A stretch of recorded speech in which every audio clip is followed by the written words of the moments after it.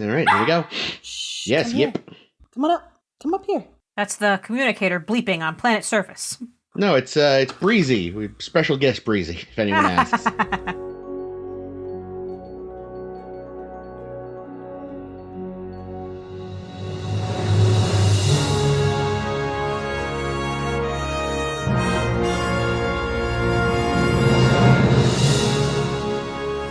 Hello and welcome to A Star to Steer Her By, episode 333. Ooh. Halfway to the Devil's episode. Oh. I'm Chris, that and was joining... back in TNG, dude. Ah. I'm sorry, TAS. Eh. Oh, God. Oh, I forgot about that one. Oh, it's the worst. It might be the worst. I'm upset now, and this is Chris. I'm elated, and this is Ames. I'm indifferent, and this is Caitlin. I'm Jake, and this is bullshit. That's good. That's good, Jake. I like it. Speaking of bullshit, we are continuing our journey through Enterprise with the Communicator and Singularity. Now, amazingly, I've watched these. I'd watched these two before for our blogtivities for inspiration. By the way, check out our blogtivities. I remember watching the Communicator for our Prime Directive episode and Singularity for our Bottle episode, and thinking, oh yeah, I'm rewatching these ones. I remember one of them being and one of them being dumb. And since rewatching them, my opinion has flipped, and I'm going to let you guys guess which one was which. Well, interestingly, I went into this similarly thinking one of these was stupid, and coming out of it feeling a little better about it. So Ooh. We'll see. Coin we'll flip see on which one it is. We'll see if we align. So first up, You will not. First up in the Communicator, Archer, Reed, and Hoshi are coming back from visiting a pre-warp society. There's some talk about them. Yeah, it sounds like something's brewing politically. But before we can really get into it, oh, fuck nuggets. Reed has dropped his titular, the Communicator. They go apeshit, tearing the shuttle pod, the landing bay, the decon room, and the trash bin apart. And they're like, fuck, we must have dropped it. So Archer and Reed go back down to the bar they think they might have dropped it in. There's some fascists sitting at a table, and a waiter makes eyes, and they're like scanning and go, oh man, it's nearby in a room I was never in. And they're like, oh, fuck. So they go Clearly off to look like... dumpster. Well, they go off to look like they're about to try to have a liaison in the bathroom, and when they come back, they're arrested by the fascists. Whoopsie. And then, someone had found the Communicator, and the assumption is they are spies for this alliance, and yeah, this planet's got some shit going on. Archer decides, the best thing to do is at first try to say nothing, but whoops, T'Pol tried to call him and said captain, so now they're all like, what the fuck? And in the debate between should we just tell them aliens exist and should we pretend we are in fact spies, they go with the latter. Oof, but then, that's a coin flip on which is worse, though. Yeah, no, there's really no good answer. Bad. Yeah, and while the people beat the shit out of them, their little their makeup starts to come off, and they're like, oh fuck, these guys bleed red. Their doctor looks them over and is like, these dudes' guts and bits make no sense. I think they're aliens. Which is when you go, well, you got us, but instead fucking Reed is like, no, we're Suliban. And the guy's like, look, the only way I can tell if they're aliens or genetically modified is to do a big old autopsy. So let's kill them. In 2 hours. That's not a lot of time. Yeah. Well, torture military. first. Come on, guys. True. Reed would probably enjoy it. Anyway, meanwhile, on the Enterprise, they decide to launch a rescue mission, and oh, hey, we forgot to mention, we've had that Suliban cell ship just in our trunk since morons. The first episode. Fucking morons. So that has a cloak, so we're going to use that. P.S. The cloak, instead of just bending light like a normal cloak, has some weird space radiation that gives Trip an invisible hand, which would totally make doing the Stranger a whole nother level of weird. Oh. I had to bring it up before any of you guys could. Taking it total was in my advantage of notes, the but fact. not in that way. I don't even know what that is. You've never heard of the We'll get to that then. Will we? Oh my. I mean, I brought it up. I have to mention it now. What the fuck was I saying? Oh yeah, so they rescue them. They go back to the Enterprise, and T'Pol was like, well, we still kind of fucked up their society. And Archer's like, yeah, this sucked. There were no good options here. The end. The good option is you take your cyanide tablet and jump in a fire. Yeah. Do you really have to do both? I mean, you got to make sure there's no corpse. Oh, I mean, yeah. That's the problem, is even if they did have a cyanide capsule, they have no way of disposing of themselves. So, yeah. By way of explanation, Jake, I personally have never done this, because I'm not sure how it works, really, but the idea is you kind of sit on your hand until it goes numb and use it to masturbate. Oh. Because then it feels like you're not the one doing it. But really again, I'm not sure are. how you're supposed to... that would work. Right? Like, cause what if you're also blindfolded? Would that help? Maybe. Like, yeah, it's like, if you can't feel it right, can you actually masturbate right? Like, I mean, also, you're the one that's doing it, so... You're still gonna, like, even if your hand is numb, the rest of your arm is gonna be... Yeah, it doesn't make any sense. So, but maybe if your hand is also invisible, maybe it works a little better. I don't know. Let's get that out of the way. What the fuck kind of stupid cloak is this? What the fuck kind of stupid plot is this? Well, that too. I was but so expecting, because they even say, like, oh, it'll be useful if you need to reach for something without anybody noticing. And it never comes up in the episode where Trip has to, like, reach for, like... I expected them to send Trip to go get the communicator and stuff that was left behind, because he could just reach from under the table and grab it. But it never comes up. That actually would have been kind of, if, like, he'd been completely cloaked and they were like, wait a minute, we can work with this. Exactly. Like, the giant missed opportunity if they wanted to do anything they can with do this. that, but then, like, it starts to wear off at the worst time. There you go. Yeah. There's a stakes raising, there's everything. But they did nothing with it except make jokes about not having a visible hand. Yeah, which again, like, I know we've talked about this so many times in so many different Star Treks, but, like, this weird comedy subplot in the middle of a serious episode, again, not as serious as some, so it's not as jarring. What kind of but it cake feels does he like? But yeah, like, it just seems weird to do comedy in Viso hand, which really doesn't even, like, they use it for, like, a couple gags, and then he just has a fucking con glove on for the rest of it. Yeah, he puts on a glove and a longer uniform, and we never even see anything again, because I'm sure the effect was it even expensive? Who even knows? Who the hell can I'm sure say? It wasn't cheap. Yeah, for back, like, I bet now you could do it super easy, but 2002 or 3, whatever this was, like, yeah, I could see that. So the other question I have about this fucking cell ship that they still have since fucking Broken Bow, and it hasn't come up ever again, especially when it would have been very useful to either, like, use in Shockwave when they were infiltrating a Suliban thingy, or when Suliban were swarming the ship, they would have just taken it. Son of a fucking bitch. Like, I get that they haven't gone back to Earth, so they couldn't drop it off to be like, hey, maybe you guys should study this, but maybe they could have called Earth and been like, hey, guys, we got this thing. Maybe the next time we're near a Vulcan, they can pick it up and bring it to you. We've been near Vulcans. That's what I mean. They could have, like, at any of those times been like, pass it off. We're giving the Vulcans a package for you. Like, if there'd been any mention of it before, it'd be one thing. But this feels like the writers had written themselves into a corner and went, hey, we never technically said they got rid of it, so let's just say they have it? Well, also, okay, the cloaking device is so fucking useful that how are they not reverse engineering this thing? Because they haven't even bothered checking on it in a season and a half. It is, though, it does seem like a really weird, because again, like, I don't know if they've ever said outright, but it's always been kind of implicit because they leave, like, wobbles in space that the traditional cloaking devices we see are just bending light around the ship in some capacity. Whereas Suliban cloaking is terrifying space radiation that, you know, it turns out maybe the Suliban weren't made of phloem until they invented these idiot cloaks.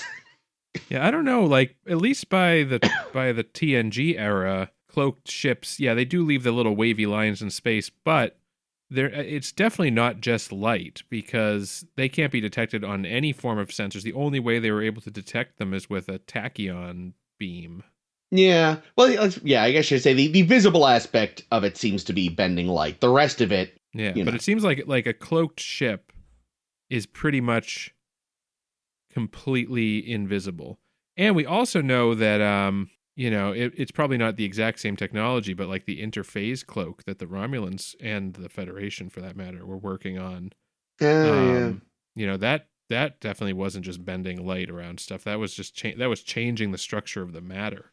Yeah, but still, I think whatever it is, though, this is the only one we've seen where you can, like, cloak part of a person with space magic. Oh yeah, no. This is. There's elements of it that make no sense.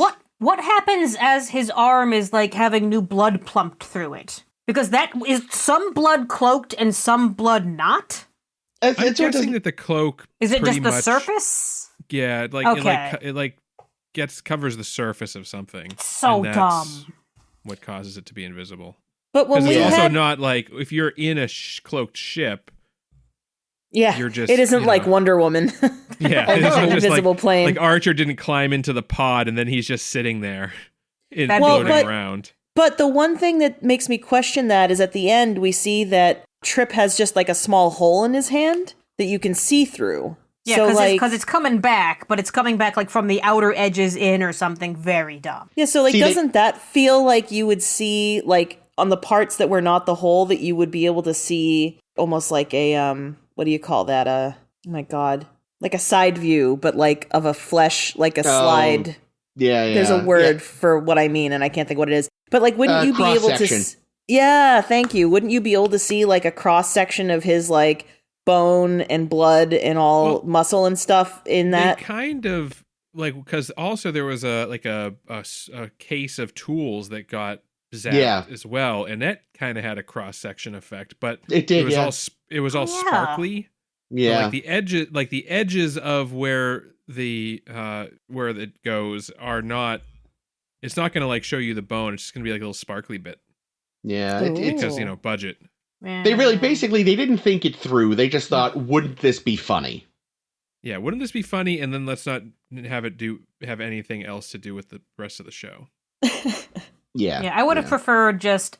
Oh, we've accidentally cloaked just Trip, and Trip's running around naked for fun. If they'd had him like just. Again, the effect would have been so expensive, but just like a uniform walking around, like invisible head and hand, so it's just the jumpsuit. That would have looked neat if they'd done it well. Yeah. So let's talk about Archer for a second. That asshole. Because everybody's this guy, fave. This fucking guy. He just has poor judgment. The worst. Because I get it. When they're first captured, you don't want to give up that you're space aliens because cultural contamination. That's the whole reason you came here. The whole reason you came here was to culturally contaminate them. Apparently. So then, so he does that, and then they discover that they are wearing makeup, and he says, I won't say anything. Then they anal probe them and discover that they have human rectums. Oh, wow. And they're like, yeah. And the aliens are like, no, these guys are fucking space aliens, like 100%. Like there's no other explanation. So at that point, they're rumbled. Yeah. The damage is done. Yep. So instead, he continues on saying, no, we're actually genetically engineered. Well, thank you, Reed. We're genetically engineered. Archer started it. Spies for your arch enemies, and we have this advanced technology, phasers, communicators, handheld computers, shuttle pods, ships. They just escalated the fuck out of this war. Oh, right. For sure. And then as they're leaving, Archer's kind of like, not patting himself on the back, but he's like, oh, well, we might have changed the course of their war because now these people think that their enemies have fucking incredibly sophisticated technology. Yeah, I feel like there would have been a lot less damage to this culture if you had just said, yeah, we're space aliens. We're just here to check you guys out. We accidentally left some technology we weren't supposed to leave. Can we go now? Well, and you could still even have them be like, no, you can't. We're going to kill you because, I don't know, we're fucking fascists. And that way we get to keep your toys. And so you can still even have the threat of execution and going to save them. And yeah, but Archer seems to think this is the least contaminating mode that they could be in, when really it's probably the worst thing he could be doing.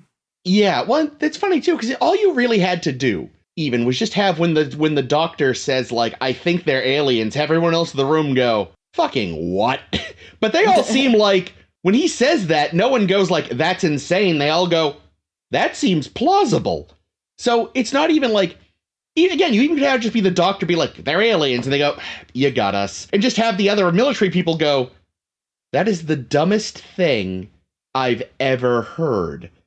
You know, because Occam's razor, aliens that happen to look a fuck of a lot like us, or our enemies have figured out a way to, like, change their internal structure, you're gonna go with the latter. Yeah, especially when Reed is saying, oh yeah, it's so that we can survive nuclear blasts or some shit. And then you're thinking, oh man, these guys are super advanced. We won't be able to kill them. Let's kill these two to make sure we still can.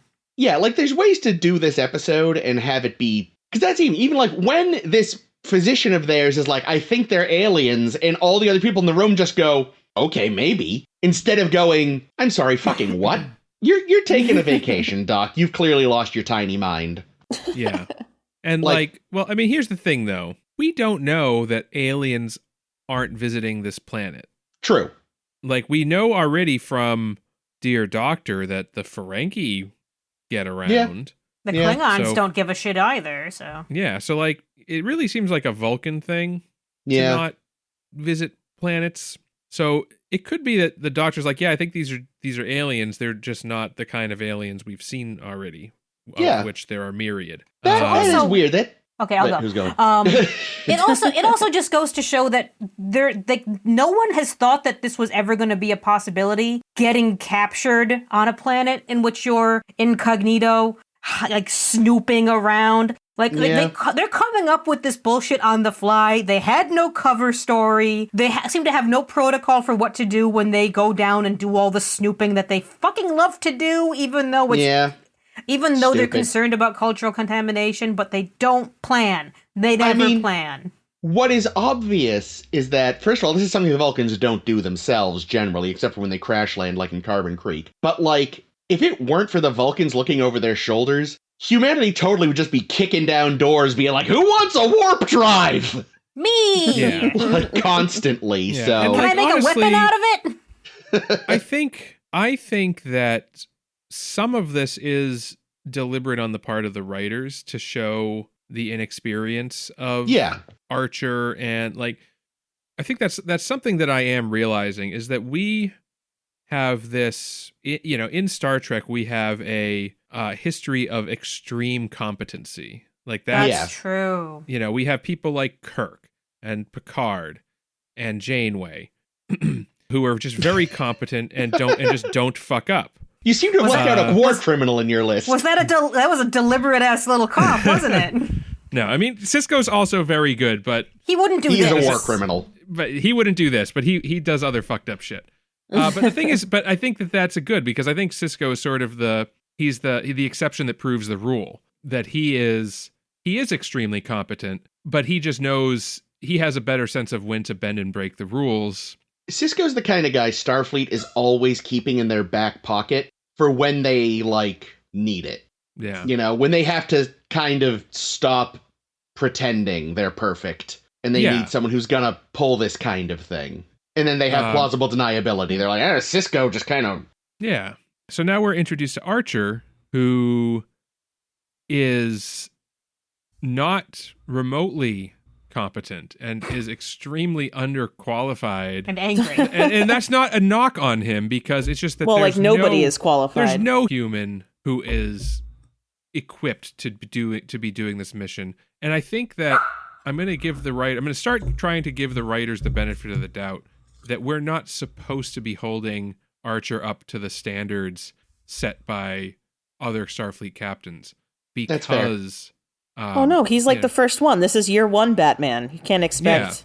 Yeah. And like he is gonna suck. And I think we can't so much judge him on the mistakes of like how he handled this situation or that situation, but we can judge him on when he's an asshole. Yes. Oh yeah, which is plenty. Which he is also frequently. See, the thing is, we're meant to compare him in this episode to when McCoy lost his communicator in a piece of the action, because that was a little joke button at the end of that episode. Yeah. And the thing is, like, I've gone off on tears on that moment, because by the original series, they have tracking devices on these fucking communicators. And they have transporters that are used all the fucking time instead of in this fucking show where they forget they have them every fucking week. Like every couple minutes, it's like, okay, you found you found the communicators, you found the whole thing, transport.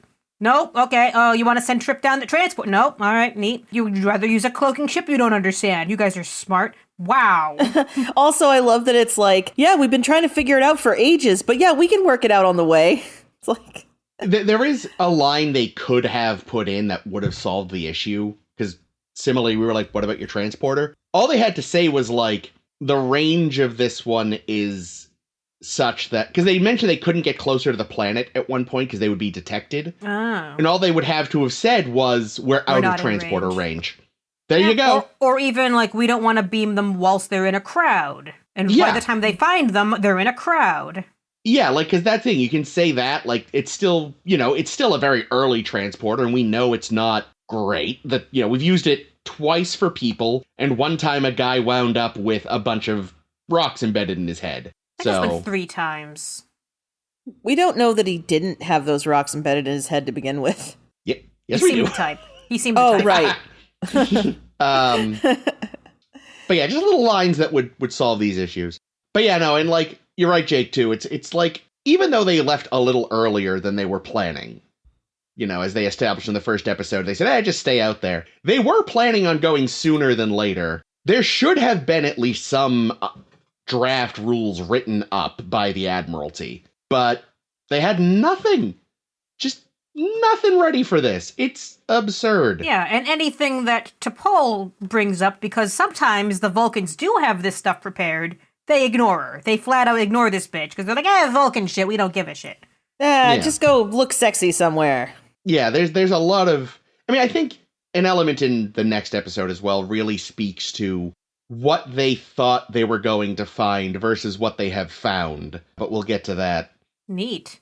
For that matter, when we do, send the cloaked ship down, they're thinking, okay, good, cloaked ship, lessen the contamination and get down there. Not their fault that it was a little on the fritz, that's fine. But then they just jump out and start shooting people. And it's like, this doesn't seem like the subtle approach anymore.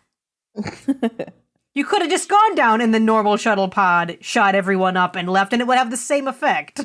What's really going to confuse them, too, is they assume this is the Alliance, whoever they are. Why did the Alliance just stun a bunch of our people instead of killing them? Are they mocking us? Ooh. They did steal all the technology back. So yeah, they're just showing off. Yeah, they could have killed people, Oh, it's so, that, you even think, okay, you could have left one alive to tell the story. That was them all alive.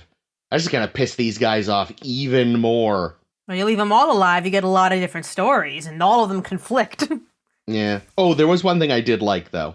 Speaking of, sort of earlier Trek, there seemed to be a little nod to TOS when apparently Reed has suggested one of them fake being sick, and Archer's like, no one's gonna fall for that. Yeah. Also, I feel like they're trying to establish with this one why in future, whenever they have someone go undercover as an alien, they do full-on surgical alteration instead of just doing makeup. Yeah, sticker on the face. Yeah, because those come off easy, it turns out. Of course, there's no fixing the red blood.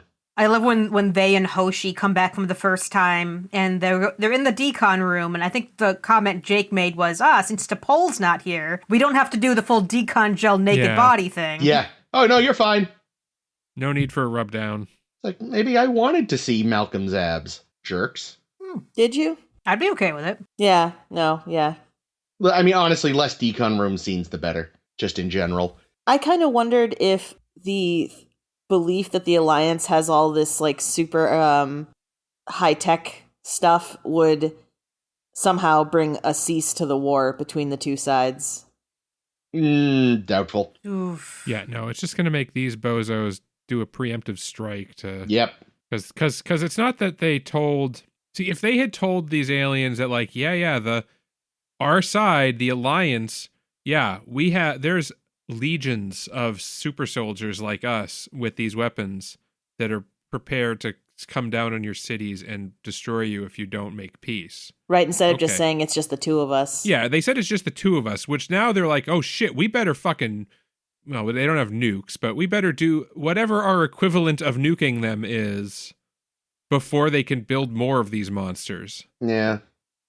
with their 2 kidneys. Oh my God. Yeah, I noted that. It's like, wow, Hmm. these guys must die of renal failure a lot. I also made a little Well- comment at some point. So they take away all their trinkets and stuff. Mm-hmm. Where is the universal translator? Oh, right. Yeah, we don't ask questions. We That don't has- ask. We don't ask these questions. That has always been the answer to the universal translator. It's shut up. Shut up. Yep. It's fine. Yep. Yeah, just like I kind of wish. I mean, other than the fact that they made language such a important part of the show from the beginning with Yeah, Hoshi, because they Yeah. have a linguist who's needed whenever she has an episode. like no one ever questions the functioning of the universal translator when it's just a thing that exists. Yeah. And we don't question, we're just like, oh yeah, they be universal translator. But because they made it such a big deal in this show, it does. It makes it obvious when they're not sticking to what they set up, Yeah. Well, and it's always kind of just been in the back of our minds for all of them. And I'm sure we brought it up before, is like, is it an earpiece? How does it work? Because even if, in TNG, if you assume it's in the communicator, when someone takes their badge, when they've been captured, which happens all the time, like, how is this, Yeah. What is the mental factor? Because when you watch people talk, it looks like their mouths sync up. So is there something also going on in the brain? Yeah, it's an old issue that they've never properly.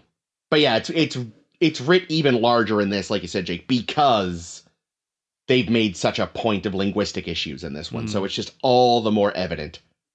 I've said it before. I'll say it again. I think Say it. that Stargate SG-1 had the best handling of Yeah. It's like with Klingons, we don't talk about it. this. No. It's just in Stargate. It's just that all of these ancient alien species, or not even, they're ancient humans that were abducted from Earth in the ancient Egyptian times, as well as other periods in history, and they all just speak English. We Makes accept sense. this. Because it's they also fine. never bring it up. They're also like, "Wow, how do you speak English?" No, they don't even bother. You just accept it. Right.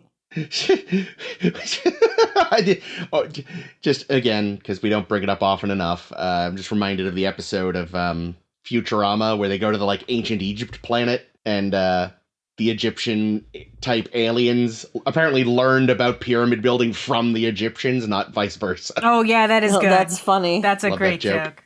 Also, speaking of Hoshi, Hosh. she's our Hosh. she's our linguist stroke backup science officer. Because, at one point, I guess because T'Pol's too busy sitting in the captain's chair, it's Hoshi's job to, isolate Reed and the captain's biosigns. And this isn't the first time she's been, the backup science officer. And it's she's a linguist. Yeah, How I feel does like this you need work? a couple other That's a characters on this science. bridge. Yeah, or at least just there are times when Travis isn't around and there's just some random guy at the station. Just have a random blue shirt into Paul's seat. Yeah, But then you have to pay him that's for the thing too, lines. because remember, T'Pol wasn't supposed to be on this mission True. for long term. She was really only there as an observer on the Broken Bow mission, but she decided to stick around. Presumably, there was a different science officer Waiting in the wings. that was slated to be the science officer, and T'Pol Yeah. just took their place. Who was meant So to be the physician? Because they just yoinked Phlox out of fucking nowhere. I think he said he hadn't picked one yet. Oh, okay. Again, I retained none of Broken Bow. I think I'm pretty sure he said he didn't have a doctor yet. So Okay, well that's That fine. one It's at least. possible it's the same. It's possible that it was the same deal with the science officer, but yeah, because they were leaving earlier than planned. But yeah. no, yeah. But yeah, it's at the very least you have other scientists on board. Someone. Yeah, I mean, even wasn't Cutler's like a was some kind of xenobiologist, science- isn't she? Yeah, Yeah, she's Cutler's got the more blue qualified stripe. than Hoshi. Yeah. It's very weird. It's it just shows again, we don't want to pay an extra to say 2 lines. No, well, it's the same. It's the same problem as the seven samurai last week, where it's yep, the only people on this ship are the people that are in the credits. Yep. Yep. You need someone to hold a battle and swing it to Paul? Anywhere who's not doing anything. Ever. Let him do it. Now, he got to do a couple of things in this episode. A little bit. He got In to fly that- Communicator? What did he do? Yeah. He flew the was pod. helping with the ship, yes. He helped build the pod and help fly it. Yep. I misremembered. I really thought the solution with the fucking cloak was just to Paul coming in and going like, have you tried turning it on with the door shut? Oh, that would have been smart. Like, I for some reason genuinely thought that was the solution. I don't know how I made that up, but that was not in fact the case. Yeah, it was something stupider, don't worry. Yeah. And I'm sure we will never hear of this pod again. I genuinely don't remember. I don't wouldn't think- be surprised. I don't think we do, but They left it there, yeah. yeah, and it really, it's like the writers just remembered that they had that like, oh right, there should be a spare Suliban pod that we have from Broken Bow. Oh my god. How it Even hasn't though- come up before that was fucking idiotic. Yeah. Yeah. Also, this is not a big ship. Where were they keeping that fucking thing? Apparently in the closet. Daniels' room. I was about to say that. Well, he did have a lot of closet space. Yeah. the other thing is Yes. there probably should be another one from was it Shockwave when Archer had to escape? When he had they- Silic captured. They put Yeah. Silic back in it and dropped it out, they mentioned. Which again, I think we all agreed was fucking stupid. Oh, Yeah. fucking stupid. Very. Deeply. Yeah, Deeply. extremely. But yes, that one they did specifically say they did not keep. They'd have the So- matching set, damn it. Rats. Mm. Morons. And then, the way they worked, that meant they could have just had a bigger one, because they just kind of... They Click could've- together they like could've Lego. done- They could have just attached them to the back of the ship like truck nuts. And I feel like this is around when they first kind of came to prominence, too, so... Hmm. Yeah, and you got Trip back there doing the stranger.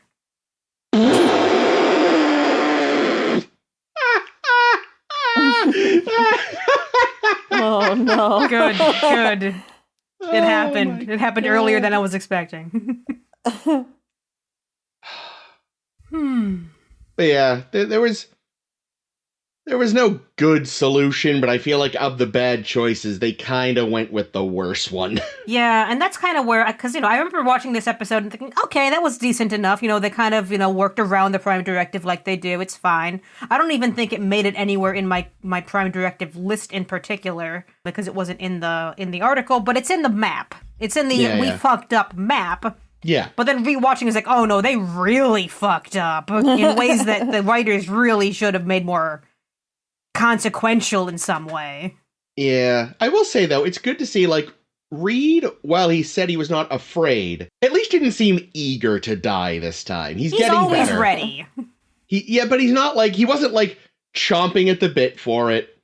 Like, he seems to be getting healthier. So I don't know. that's good. That's When good. Archer, when he asked Archer for, whatever his punishment would be, he was like, death? Death? Oh. Nah, he just wanted a flogging, preferably from Trip. Hot. Ooh, Oh my. I'd watch that. Yeah, I'd be okay with that. Are you looking for the segue? No, I was seeing if I had any other thoughts, but we Okay. can also say, actually, here's how we got a segue. Do it. Jake, I need you to give us your best Riker's read alert. Shields up! Read alert! Thank you. Very nice. That is not a segue. I just really wanted Jake to say that. We're on to Singularity. Woo. In the grand tradition of Star Trek, it's a Space Crazies episode. Could have been called Obsession, but they already had that title. God damn it. Rats. But yes, we're actually, I think this is a little bit of continuity, because at the end of the Communicator, they're like, let's go check out this trinary star system. Oh, did And- they? I missed that. Yeah. Oh, And so wow. I assume it's supposed to be the same one. So they're going to see this trinary star system, and as they get closer, it's, oh, fuck, it's like these trinary stars that we never get a good look at are orbiting a black hole or something? Let's go take a look. And they go to take a look, and everyone starts to get, like, really fixated on stuff they're doing. And it escalates quickly, and it turns out the radiation this black hole's giving off is making everyone just really hyper-fixate on a single thing. Those of us who are neurodivergent have been there. But it starts to get dangerous, because they're kind of ignoring all else, and it starts to kill them. And, big surprise, Vulcans are immune, because Vulcans have Oh. superpowers. It's those eyelids. Yep, so, All four of them, or however many it is they have. Yep. Although in an opposite of that, denobulins are super susceptible, and Phlox goes to Crazy Town way faster than everyone else. And he's got fucking medical equipment. Yes. Fucking run. Mayweather. Yeah. Run. Poor Mayweather comes in to, like, get a headache check and winds out nearly fucking Chekhoved in Star Trek 4. Yeah. Trip winds up obsessed with improving the captain's chair. Reed becomes obsessed, well, more obsessed than usual with security procedures and invents the Reed alert. Hoshi cooks. News to me. What am I forgetting? Am I forgetting anything? Oh, and Archer becomes hung up on trying to write in an introduction for a biography of his father. T'Pol realizes everyone's going to die. Best thing to do is to take the the 1996 Lost in Space approach and just go through instead of away, and gives Archer a cold shower and some coffee, and they pilot out of the thing, and everything's fine. Now, did she knock everyone out, or did the radiation knock everyone out? I think the idea was the radiation did. Oh, she only actively knocked out Phlox. Who deserved it, that fuck. Yeah, well, the moment, because Phlox goes down, and the next scene, everyone's out, and I'm like, wow, did she get everyone? Kudos. She's just on a neck-pinching spree around the ship. Like, literally skipping through the ship, just neck-pinching people while music plays. I would love to watch that. Good for T'Pol. Yeah, so this one's interesting, I mean, because it's set against the backdrop of this singularity, which, nothing ever happens with that, obviously, other than it's the frame in which this all happens. But really, this story's kind of like it's like a day in the life kind of thing or something. It's just a series of subplots. It's all B plot. But everyone's personality is cranked up to 11. Yeah, it's like Enterprise does something like a Naked Time. Yeah. But about one specific thing. Yeah, which I think was... everyone's doing their own piece. Like, except Mayweather, who doesn't get one. Well, right. So I thought that too, but his obsession ended up being just trying to get back to work. He wasn't that obsessed with it because he failed utterly. Yeah. But that's what I was thinking too. Like, it does seem like it seems to start to affect him, but it does seem to affect him a lot later than everyone else. Maybe because he was in the tube for a while. But you know who else seemed to be completely unaffected? Porthos. The other cook. Oh, yeah. There was another cook helping Hoshi, wasn't there? Yeah, and he was just trying to be like, ma'am, like, food? And she's like, you're fired. And he's like, I'm gonna go. So, like... That's true, because no one should even be trying to eat food because they're all busy with their own things. Yeah, like, T'Pol should have hooked up with that guy until the radiation made him pass out. Like, why aren't you affected? I don't know. A lot of cumin in my diet. No personality whatsoever. Yeah. Like Mayweather. That's why he was fine. Poor Mayweather. But yeah, I as far as Space Crazies episodes go, it's way better than the TNG one, which was just bad. And I do appreciate that it wasn't, like you said, it's not traditional Space Crazies. It's they get fixated on a single thing instead of just being wacky and space drunk. So that was kind of a twist on the old Saw, as it were. Yeah. This is the one I ended up liking more than I expected to, because I remember the premise being very dumb. The premise is very dumb, guys. But the acting becomes delightful, especially, like, I think Connor Trinier is adorable when he's trying to fix this chair. And Trip is so passionate about the chair. Yeah, the escalation of, I gotta fix this chair, to, I don't know, I've gotta make this the best chair anyone has ever seen in their lives. Good for them. Like, it's mostly an acting showcase more than anything else. We are in agreement, because I remember going into this one thinking, like, oh, this is their Space Crazies episode, and I'm pretty sure that one was dumb. But this doesn't happen a lot. Like you said, I think it's because, like, everyone just ran with what they were given, and, like, again, like, the show even kind of forgot for most of it that technically this starts in tabula rasa, and, like... That was unnecessary entirely. Completely. And it's like, oh yeah, the idea is T'Pol is writing a report that can maybe be found after they're all dead. Yeah, why is everyone unconscious? Then the episode forgets until most of the way through that was the concept, so they suddenly have her recording again, and it's like... That was dumb. If you're gonna do that, you need to have it appear kind of regularly. Well, I wonder if that was even, like, maybe that was tacked on later. Yeah, because the fact that it doesn't factor, like, I don't know why, but the fact that it doesn't factor in at all really is strange. Yeah, one thing I'll say about Enterprise as a show that I've also seen, like, the other reviewers that I follow point out every so often. They have no fucking clue how to do teasers. No. The little bit that to get you interested before the fucking terrible song plays and you want to leave anyway. Like, it's always like just a random thing happens that has nothing to do with what the rest of the episode will be, and then it's like, okay, I guess I'll keep watching to see what the show will be, because this doesn't tell me anything. They're real bad at it. They're real bad at where they put their episode commercial breaks. It's never at a point where you want to come back from. Yeah. I wonder if the T'Pol report was an effort to make this more like Data's Day. Maybe. Because it is like similar to Data's Day, it's got a bunch of like little B plots that are happening, and it's also framed in Data's Day. It's framed as a letter to Maddox, of all people. That's right, it is. I forgot about that. Dear Maddox, now that I'm still around, I can tell you everything.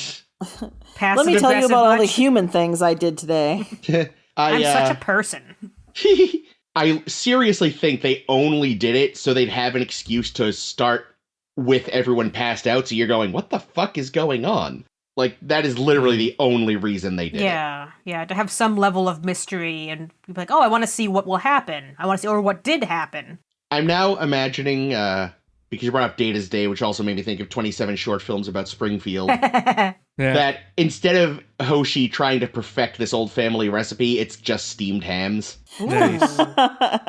See, here's how I would have done this show differently. Because I think it would have been more interesting if T'Pol was affected. I don't know what she would have become obsessed with. Maybe she just becomes obsessed with the singularity itself. I don't know. And here's what you do. You can right a wrong. You make it so that because he was in the tube, it protected Mayweather. There we go. He's the only unaffected crew member. Oh, but then you have to give him lines. That's true. Then you have to give that actor lines to say. You'd have to remember he was in the show. Yes. As more than just a prop on the medical table. Right. But yeah, I don't know. I think having it be T'Pol again, Vulcan, the one adult Vulcan in the room. Magic that saves the ship again it's been done. At least there's precedent, though. I much prefer this show when it's the Trip and Reed show and not the T'Pol and Archer show. I'd agree with that. Yeah. It's mostly because Archer's such a dickhead a lot of the time. And a terrible writer. Like, every instance of every draft of this forward that he's writing about his father is utter garbage. It's 20 pages long. Being fair, he Dry as hell. He never claimed to be one, so that I'm willing to forgive him on. The man's Do they not have Chat GPT in the future? Come on. No, it was luckily lost during World War III. Yeah, I was going to say, that's probably what started World War III. Ooh. Speaking of World War III, eugenics and AI. I joked in our Voyager fan fictions that the Kelvin timeline has product placement. Turns out the Prime timeline has product placement. Oh. We get a very good look at the back of T'Pol's monitor. It is an NEC, which is a real company. Yeah. Oh my god. Oh. Did they forgot to tape it over or something? I don't know, but I didn't. I wonder if that was intentional, though. I don't know. I looked it up. I don't know. They still exist. It's unclear. I didn't have a ton of time, but it's unclear if they still make monitors. They're still in the technical sector. No, they make like TVs and stuff. Still, okay. But they're more for like business type stuff. I don't think you can go to Best Buy and get one, but yeah, that's the impression I was under from their website. They're mostly what's the word when you make stuff, enterprise sector or whatever you call it there. Yeah. But I would put money on someone just thinking, oh, we'll never shoot from this angle, don't worry about covering up the logo. Yeah, I would agree with that. My guess is it was unintentional. Probably, but we do know NEC survives the Third World War. And Nice. like, it would have been so easy to change it to NCC. Oh, I like that. That's true. Does that exist yet? Well, not yet. Maybe not. Yeah, because I don't know. What this is NX. Maybe there's other ships that are NCC. I don't know. So the thing is with this one, they've referred to this as the NX class. And minor spoiler, when we see others, they are still there. It's like the NX2, the NX3, not NCC 2 or 3. Like, we'll see in future Star Trek where NX is the prototype class namer, and then other ships have the NCC registry. So they haven't worked that out yet. I don't think, don't quote me, but I do not think we see the NCC registration at all during Enterprise. Hmm. You know, except for ships that come back from the future. Wink, wink, don't you know? Yes, true. Actually, maybe it was supposed to be NEC 1701. And they spelled it wrong? Well, and NEC, the company that makes monitors today, by the 22nd and 23rd centuries, they were in shipbuilding. There we go. So one thing that's kind of funny about this is, like, how much everyone's obsession, like, some of them actually end up paying off. I kind of liked that. Because Phlox had gotten so obsessed with scanning Mayweather, that helped Trip to Paul figure out what was going on. The read alert, obviously, gets everything up and running. Yep. And even I imagine all I had to do was move the chair down 1 centimeter was because of the scan Trip did on Archer at that one point. Archer's ass specifically. This ass. And when he snapped out, he's like, wait a minute. Oh, I mean, Archer. This ass. That's Captain ass to you. Yeah, unlike a fucking invisible hand paying off at fucking all, there are all these little moments of payoff in this episode, which I appreciate. Yeah.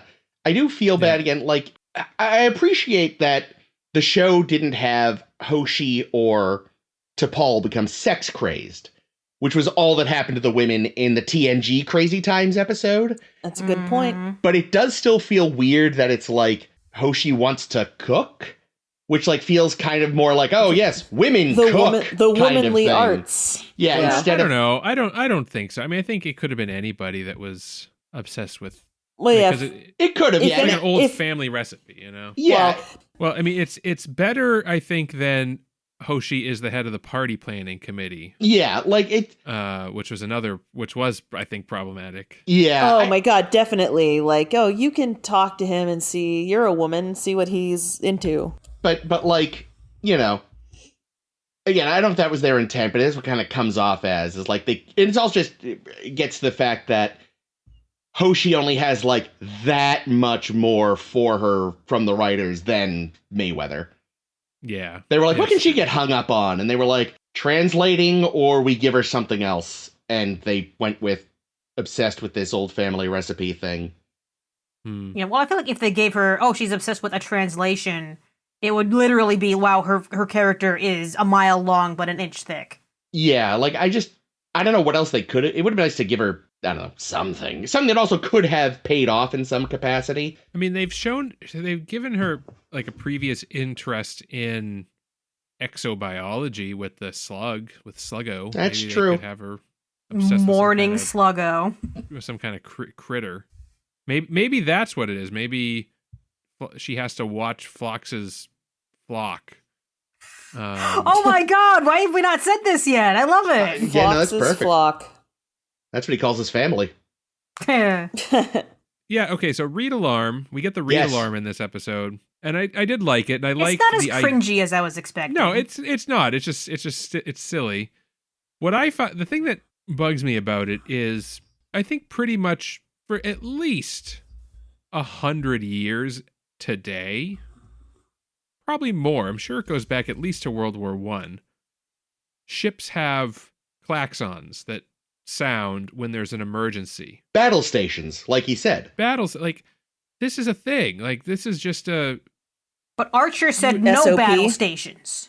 No. Yeah, but, like, even if it's not a battle, a shipwide emergency, like, they call it general quarters. Like, that's another thing. That's another term used, general quarters, which is like, get your shit together because something bad's happening in a balloon. So the fact that, like, Starfleet apparently has forgotten this and didn't plan for it in their ships from the beginning is kind of crazy to me. Well, that's what I was getting. Good for Reed for like being like, yeah, we actually need a ship-wide general quarters alarm. Yeah, Reed was definitely in character, like, appropriately this episode, because it's all stuff that we've seen before, like when he's talking about, the Archer is always letting the crew do whatever he wants, but no, not anymore. I'm in charge. Well, and that's what I was getting to with the last one. Like, the fact that Starfleet didn't have some sort of general quarters thing already set up they were genuinely, I don't know, did the Vulcans not tell them, or were they just not listening? Going with the latter. But like, they were really thinking they were just going to go out there and it was going to be friendly, happy, shiny times. We're here to explore. Yeah. We're and it's not like, a warship when Reed's like, I wish this were a warship. It's like, Yeah, but it's not just warship. It's not Right. just battle. It's because even in this episode, they use the read alert. Oh, yeah, for asteroid incoming. non-bat- Yeah, exactly. There's tons of things that can go wrong on a starship but even then, that are not engaged in battle. But listen, that you would want everyone's attention. It's all about picking the right ringtone for your klaxon, though, and we all know how hard that is. that is such yeah. that is such a 2002 moment too. No. I had recently, because I missed a couple important text messages from work and had a moment of, oh God, I'm incapable of being a person. I changed my text message noise to something that I will actually hear instead of like the tiny noise it used to make. Which means now when people text me, I'm like, oh, fuck everyone. God damn it, I hate you all. But it's better than not, I guess. But yeah, it just reveals, like, even if you're going, like, to space, like, we're going to be peaceful, it's like, right, but you're going to run into people who aren't. So maybe have a procedure? Any procedure at all? Are there any procedures, Starfleet? There's no plan. Like we said last episode with the whole how do we go down incognito to planets. Yeah. No planning. You just put the stickers on your face and go down there. You're fine. Yeah, like, they're really, like you said, Jake, they gave Archer nothing to work with. Mm-hmm. The suggested ideas pamphlet was about 4 pages thick, and it didn't say much. Much like Archer's forward. That's one little thing I wanted. Not really, but one thing I was thinking, rather, I should say, at the end, when Phlox. Yeah, Phlox. He's talking about, I'm monitoring vital signs. Everyone seems fine. Oh, except you, Captain. You have 78 kinds of cancer because of that thing Trip shot you with. Trip shot him with. The weird scanner, because apparently he usually uses it to, like, align phase coils. Funny. Oh, did you notice, was this the time, because I know you've referred in the past to, Trip always calls Archer Captain. But in this episode, he says specifically, it's the captain's chair. And I missed that! Trip has gotten serious, guys. Okay, there's 2 then, because I was thinking of a different one. Of. Okay, we'll have to keep an ear out then, because I heard this one and it was like, oh, that is distinct, yes. Okay, yeah, wow. The chair is important. It is a little different, though. He's not addressing Archer. It's the captain's chair. It's not the captain. Yeah, no. He was trying to emphasize to Reed how much more important his task was than Reed's task. But that's that thing, though. It's a sign that something is wrong. He said captain right. Yes. Yeah. And in the end, all he did to the chair was add a whoopee cushion. Yeah. I do wish they had put the cup holder on, because this is a prequel, guys. It would have established coffee on the bridge like they used to have on TOS all the time. Yeah, I mean, a lot of the improvements that he was making to the chair would have made a lot of sense, like the status displays, having the red alert at the chair. Yeah, the Finny tube button. I was gonna say, when will I be able to jettison Finny with the push of one simple button on my chair? Man. Well, first you have to Not invent yet, Finny. sadly. There was, although you do kind of see the schematic he's put up at the end, and it looks like shape-wise like a barber's chair. Like there's little footrests, and it's just like, that would be very annoying to get in and out of. Like maybe once you're in it, you're super comfy, but like, if I'm the captain, I want something that is a balance between comfortable and easy to get in and out of. And I feel like that this one, it's missing the ease of use aspect. What would have been great is if it was just like the schematic was just like a technical drawing of Kirk's chair. I was thinking that, yeah. That's funny. Like another chair that we've seen before. That would have been really good. And that would have been a cute, kind of fan-wanky prequel joke, Like one that if you only see it really quick, they don't harp on it, that would have been a cute one, But I also appreciate the over-engineered chair. Yeah. Mm-hmm. Yeah, I kind of wish we'd at least seen it. That would have cost money. I imagine, the poor fucking prop designer being like, all right, we have to disassemble the chair for the sake of this joke. Be careful. We don't want to have to rebuild this. Well, yeah, I noticed that when they quote, moved the chair to engineering, like it was a totally different apparatus that they had in engineering that they were working on. Yeah, they'd left the base. off. Yeah, Like they it was only moved, just like, the chair and seat arms. part. Yeah. Whereas it's like, oh yeah, they didn't want to take apart the whole bridge set. No. Oh, I can't imagine why. That bridge, too, they did like kind of a wider shot than usual when they were first unveiling the improved chair. That set is a nightmare.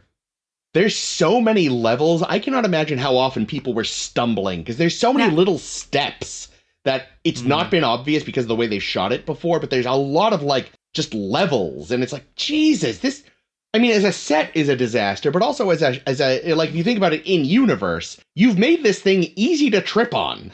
You should have a flat bridge, or at least flatter than this. Yeah, how do you do any handheld camera work on this bridge? Oh, it must be a nightmare, because there was a lot of it in this episode, too.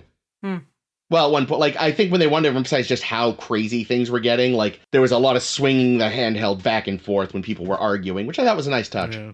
But the one thing that this episode lacked, and the reason why I didn't think everything was getting crazy, if you notice, the camera was pretty much level the entire episode. There was no fisheye lens No usage. fisheye. No Dutch what's angles. it called? Yeah, Dutch angles is the sidewaysy ones. Yep. Yeah, so how was I to know that things were going wacky? Archer was mean to Porthos. How dare he? That is the He's ultimate fired. sign something is wrong. When did Porthos get to eat? He just ate all that very bland soup that had no more salt in it. Yeah, like, Hoshi, look, don't ask an Englishman what he thought of food. Ha! Yeah. As the meme goes, the Needs more English beans. conquered the world for its spices and then didn't use any of them. Oh, there was a comment. I think Hoshi asks for some of that Cretacean spice. Yes, I noticed that. And I wrote down, oh God, Hoshi, no, it's obviously poison. Those guys hate us. Word gets back to them that she used it and they are deeply offended. Yeah, well, yeah, what it is, it's not actually spice. She mistranslated it, and it's actually like the cremated remains of the tree. Like, yeah, of some honored dead or something that was like a deep and great honor to be given this. Well, I think it's the tree, because I think wasn't he supposed to burn it after he chopped it up, or am I making that part up? Yeah, let's just say Sounds yes. familiar. But yeah, no, I definitely went into this one thinking, oh, this one's dumb. But I was like, oh no, it's all right. It's got some good moments. It's got some cute jokes. Yeah, I mean, again, I like you said, you're making all this noise on the bridge. I thought you Vulcans were supposed to be able to handle pressure. You're loud, though, and I've got really sensitive hearing. yeah. But yeah, I think the actors really are what carry it. Indeed.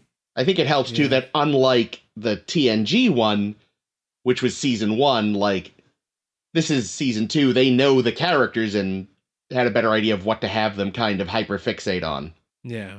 Yeah, and we didn't have to deal with, what was the fucking thing in engineering? Oh, the repulsor field that blocked the door. Yes. Yeah, who made that? I don't remember. I was trying to think of that. Who did the I see what repulsor you're field? doing. Oh, wow, you've segued so smoothly. Holy shit. Was it Argyle? No. Yeah, because there was... No. It wasn't, Argyle wasn't chief engineer. It was that other lady who was the chief engineer. Oh, No, it wasn't her in no. that one? Oh, you're right, it was actually. What a weird thing to remember. Because she was pissed off at Wesley There it Crusher. is. That's That who it was. asshole. Yeah.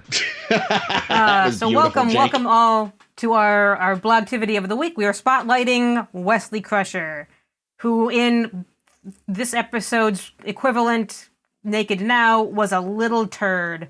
Everyone But first, was. we're going to talk about some good things Wesley did. I'm sure there were some. Yeah. Mostly Wesley's... later in the show, because I feel Yeah. like most of the early stuff was punchable. Well, I think I got some early stuff here Oh. that's pretty good. we've said it before. Like, the issue is, like, yeah, Wesley was mostly a pain in the ass in the first season, but almost all the characters were pretty consistently written badly in the first season. Or just- nondescriptly. Yeah. He just had the double whammy of also, like, being, like, child genius, which made him a little annoying. I gotta be honest. I feel like coming up with my list for Wesley was easier than a lot of the other characters. Maybe it's because he's so polarizing. Yeah. The things that he does are either really good or really bad. I think that's a good way to put it. Take it away. You seem to have some fuel in the tank. Yeah. All right. Well, I'll start with an early one then. He figured out that lore switched with data Oh, wow. and data lore before anybody else did, and tried to convince everybody, and they all treated him like shit and told him to shut the fuck up. Yep. To be fair, he but- was a little turd about it.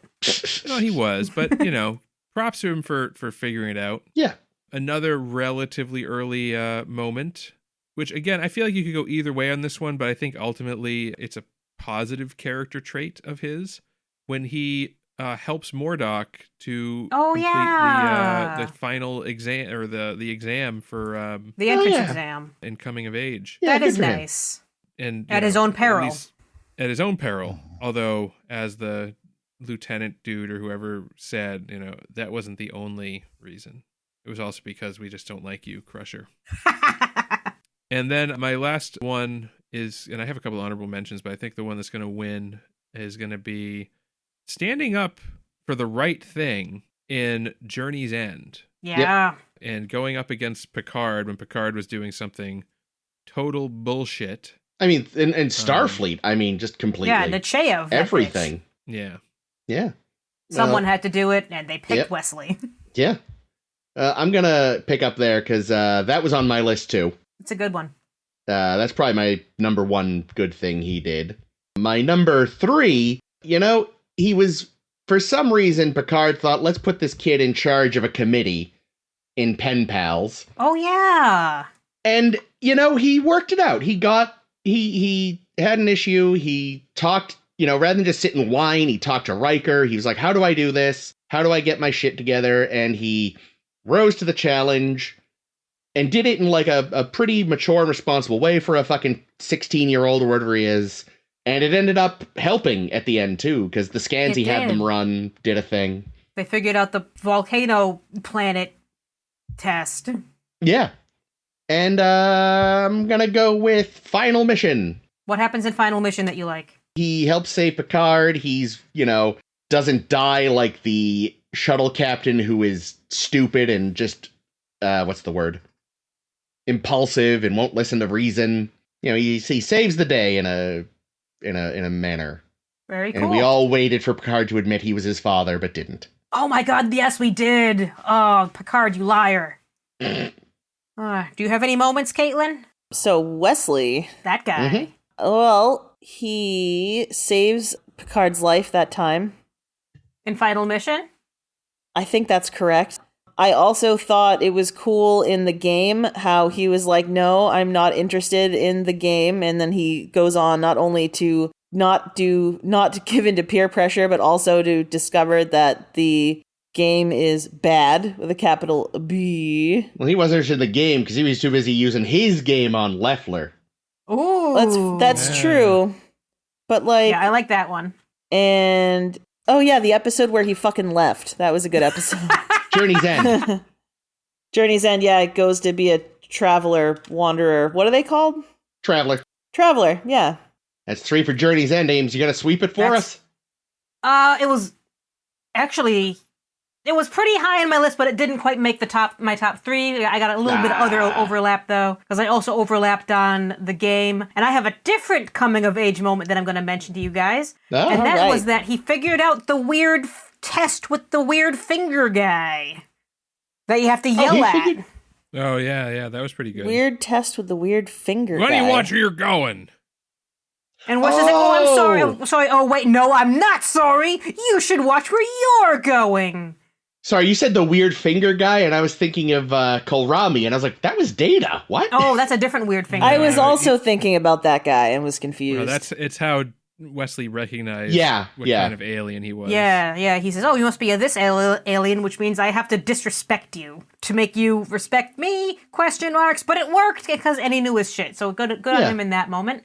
Yeah. I'm also going to say, here's a minor one because I'm going to leave my top for last. He had a really great conversation with Guinan in The Dauphin about first love. Yeah. Yeah, I really like that. He says, "Oh, I'll never feel this way again." And she's like, "No, you won't. Every relationship is different. You're just learning." And he learned a valuable lesson that day, and that's to, go jerk it in your quarters, Wesley. He'll be in his bunk. He Oh, will no. be for many, many a year. And my tippy top, that I'm surprised no one else has said, is when he came clean in the first duty. Granted, yes, Picard kind of forced him to, but he, guilt-ridden, knew what he had to do, and threw Nick Locarno under the bus. I was gonna say this Rightly is like so. what are they? What the hell are they called? I can never remember. Like red Nova Squad. Nova Squad. Red Alpha Yeah, no, Read Red alert. Squad's the Read alert, DS9 exactly. guys. Red Squad. Red Squad. Shut the fuck up. Well, you know what it was? Here's the thing. It is obvious that the Academy, quote unquote, dissolved Nova Squad because of that. Yeah, they just renamed Them Red Squad. Certainly. Yeah, I had I just for my honorable mentions, I also included the game, saving the ship in the game as an honorable mention. And I also threw out there saving his mother through the use of traveler powers in Remember Me. Oh boy, it was his fault. He was there to begin with. Oh yeah, no, that's also an honorable mention in my bad list. Is getting his mother nearly killed in Remember Me. Wesley Crusher, the cause of and solution to all of TNG's problems. No, you are definitely right. Because oh boy, do I have a lot of Wesley bullshit moments. Yeah. In fact, so my bottom 3 Wesley moments are Ooh. nearly destroying the ship and also like kind of ethically weird creating sentient life with the nanites in evolution. Yeah. Oh shit. Right, and he also never told anyone, if I remember correctly. He dragged his feet on it. Yeah, but he did nearly get everyone killed. Yep. Stubbs was not a fan. No. Being fair, though, no one was a fan of Stubbs, so that kind of Stubbs was kind of a shithead. I think I do not give Wesley any credit for coming clean in the first duty because he was totally down with he had guilt and you could tell and he was pissy and whiny to Locarno about it, but he was gonna keep his mouth shut if he didn't get caught red-handed when Picard didn't really figure it out. Geordi and Data kind of, I think, figured out what they were doing, but he got caught and Picard, it wasn't even he was still trying to lie about it until Picard gave him the real serious talking to. Only then did he do the right thing. Too little, too late, in my opinion. Agreed. No points. Good day, sir. Half point. Half point for swoop. I award you no points, and may God have mercy on your soul. But anyway, I'm going to say though that the worst thing that I could find in my memory of anything that Wesley Crusher ever did, he has absolutely zero respect for the time it takes to maintain a well-groomed landscape. I knew it. A flower bed in particular? A flower bed, people, there are fences there for a reason, and honestly, if he's not going to pay attention to that, well, then he should just die. Oh, God. How dare we break the Prime Directive for this one? It's okay about the communicator on planet, but no Wesleys. So Jake and I, strong overlap. For me, it was specifically not letting anyone know sooner, because he already had a suspicion that he may have loosed his nanites, and he should have. Oh, the nanites, yes. He should have come clean faster. He only did because Guinan saw him sneaking around looking for him. Again, even just going along with Nick's plan in the first place. Never mind covering it up. This maneuver is banned for a fucking reason, son. So those are probably my number 2 and number 1. My number 3 is, again, technically this is inflicted on him by the show, but we got to look at it in universe. That boy's taste in clothing. He just, when he is in civilian clothes, he just regularly dresses himself so badly. Yeah, you'd think it was all his mother forcing him, but it's not. He does this on purpose. Yeah, no, it's bad. Because, there's that whole season she's gone, and he's still dressing like that. It is all him. Gross. Yeah, I'm sure here in the blog post I've linked to my whole post that has all the sweaters in a collection and how bad they are. So enjoy that. Yeah. Nice. How about you, Caitlin? So I would definitely agree with the lying to cover his ass about Alpha Squadron. And actually, hilariously, I was also going to bring up him breaking the fence and being sentenced to death on, what the hell was that one called? Paradise? Justice. Justice, that's it, yeah. A stupid name for a fucking ridiculous episode. And my least favorite Wesley Crusher moment is when he's like, but golly, Tasha, why would anybody do drugs? Nice. Oh my god, I forgot about that horrific line. Yeah, that was rough. Oh, boy, why? Yep. Fucking Ghost And and also, Nancy Reagan just Tasha- hovering over that. Tasha should also get dishonorable mention for being like, well, Wesley, drugs make you feel good. Yeah, that's a bad moment. Bad scene. Bad TNG. Was that? I have a very large clump in my list of saving the day when this happened. Saving the day when this happened. Because it seems like every fucking week in the first season of TNG, Wesley saves the day until Yeah. we're Oh, so Dude, sick literally, of him. episode 2, doesn't he save the day on Naked Now? That's the one I'm gonna bring up.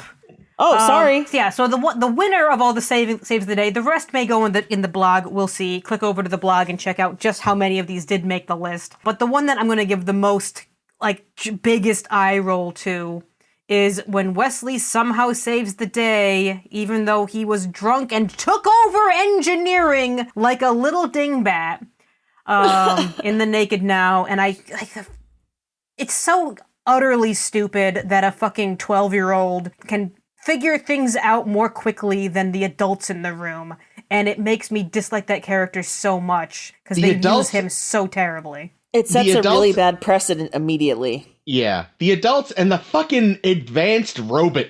Yeah, because granted, Data was busy banging Tasha, which is on my good true. list for Yeah, him. that. But Yeah, still. yeah. That's he's got more important things to do than save the ship.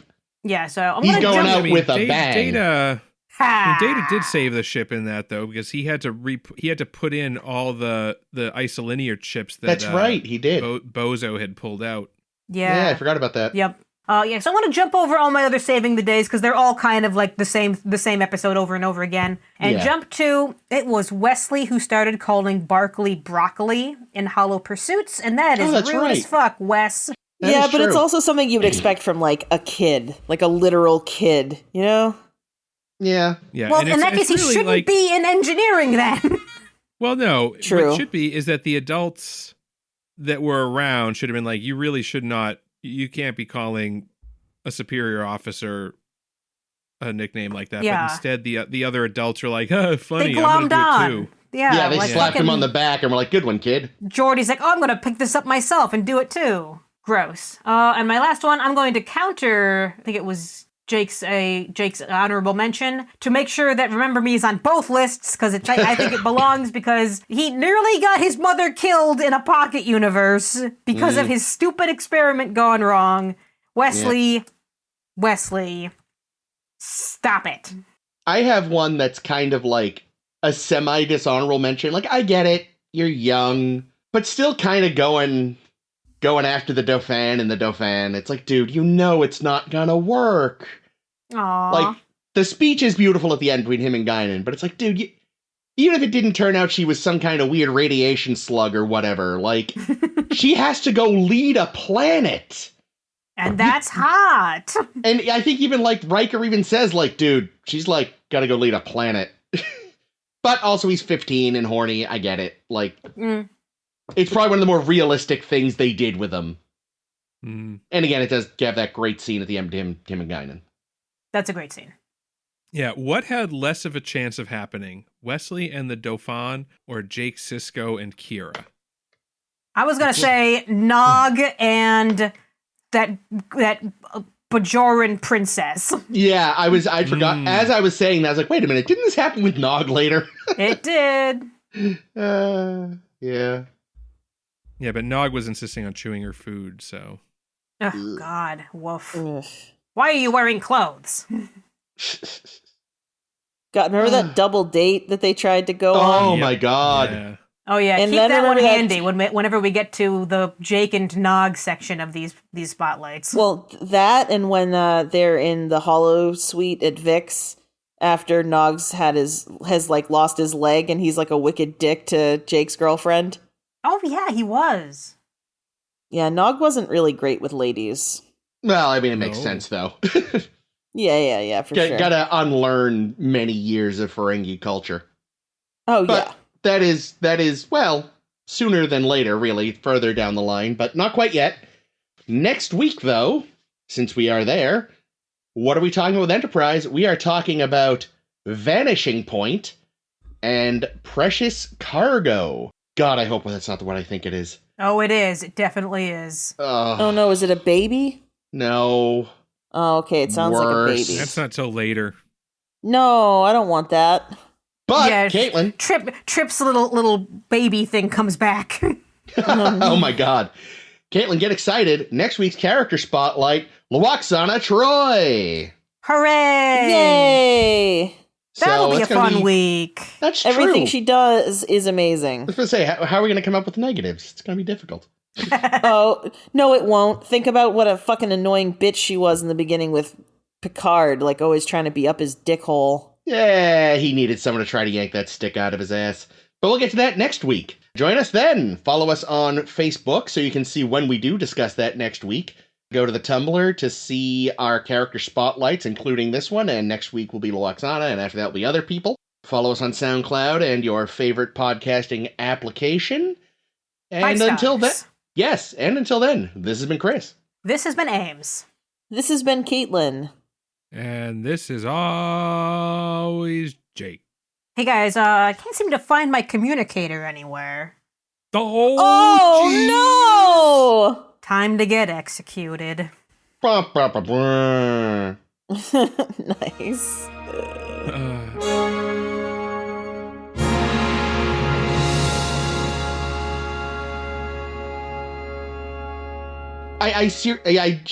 Wow, fuck, let me try that again.